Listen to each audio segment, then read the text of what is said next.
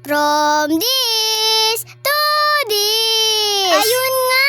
Habang nakatambay si Miro, bigla siyang tinawag ng tricycle driver. At ang sabi ay bantayan mo na daw ang kanyang tricycle. At sabi ni Miro, siya daw ang bahala. Upo!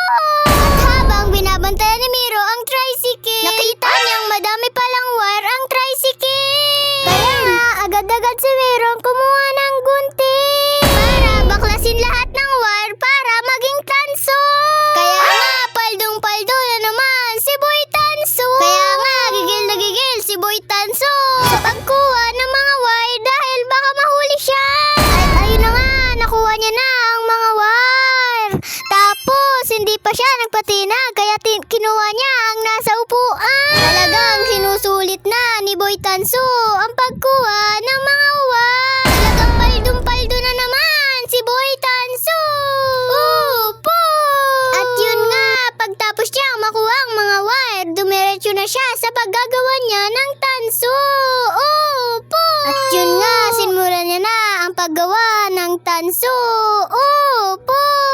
At yun nga, nakagawa na siya ng tanso. Paldong-paldo naman si Boy Tanso. Dito nga napansin ng tricycle driver na walang nagbabantay ng tricycle niya. At pag-start ng tricycle niya ay ayaw na umanda. Tapos napansin niya na wala na ang mga wire niya. Yari ka ngayon, Boy Tanso. At yun nga, nakita ko siya ang tuwang-tuwa.